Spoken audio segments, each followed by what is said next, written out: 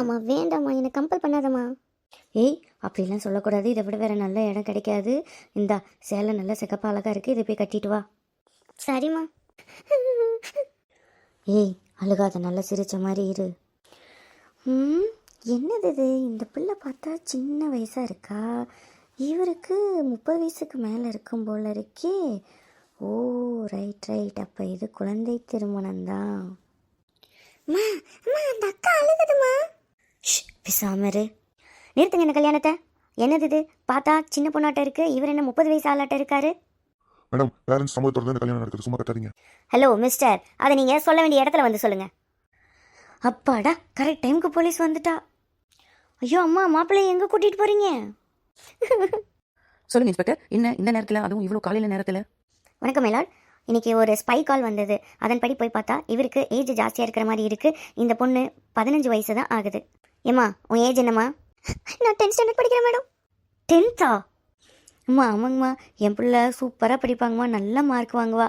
அவளுக்கு ஒரு நல்ல வாழ்க்கை கொடுக்கணும்னு நினச்சேங்கம்மா. அதுக்குள்ளே இந்த அம்மா இங்கே கூட்டிகிட்டு வந்துட்டாங்க. வாயை மூடுமா. 15 வயசுக்குள்ளே கல்யாணம் பண்ண அது குழந்தை திருமணம்னு உனக்கு தெரியாது? என்ன நீ இப்படி இருக்க? ஒரு பெத்த தாயாட்டமாக பேசுகிற? இல்லைங்கம்மா, இவருக்கு கல்யாணம் பண்ணி கொடுத்தா நல்ல சாப்பாடு கிடைக்கும், இருக்க இடம் கிடைக்கும், பிள்ளை இன்னும் நல்லா படிப்பான்னு நினச்சிதாம்மா நான் அப்படி சரின்னு சொன்னேன்.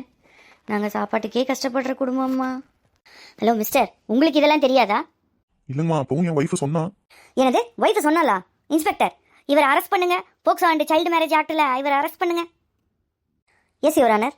அப்படியே இந்த சைல்டு சேஃப்டி ஆஃபீஸருக்கு கஸ்டடி கொடுத்துருங்க. பேரண்ட்ஸ் 2 பேர்த்தையும் அரெஸ்ட் பண்ணுங்க. அது போக இந்த கல்யாணத்துக்கு பத்திரிக்கை அடித்தவங்க, சமையல்காரு, இடம் கொடுத்தவங்க எல்லாத்தையும் சேர்த்து அரெஸ்ட் பண்ணுங்க மொத்தமாக. எஸ் மைலாட், வித்தின் 1 ஹவரில் எல்லாத்தையும் முடிச்சிடுங்க மைலாட்.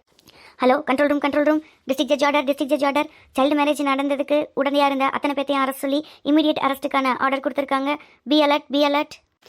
பப்ளிக்கான உங்ககிட்ட போலீஸ் என்ன கேட்டுக்கிறோம் அப்படின்னா, உங்களுக்கும் இந்த மாதிரி சைல்டு மேரேஜால் பாதிக்கப்பட்ட குழந்தைகள் உங்கள் பக்கத்துலையோ அக்கம் பக்கத்தில் அல்லது எங்கேயாவது கைவிடப்பட்ட இடத்துல இருக்கிறாங்க அப்படின்னா உடனடியாக 100க்கு தகவலுக்கு கொடுங்க. அதே மாதிரி 1098க்கு கால் பண்ணி இந்த விஷயத்த சொல்லுங்கள். போலீஸ் வந்து அவங்கள ரெஸ்கியூ பண்ணிடும். நீங்கள் கண்டிப்பாக பண்ணுவீங்க அப்படிங்கிறத நாங்கள் நம்பணும்னா இந்த சேனலுக்கு ஒரு சப்ஸ்கிரைப் பண்ணிட்டு போங்க.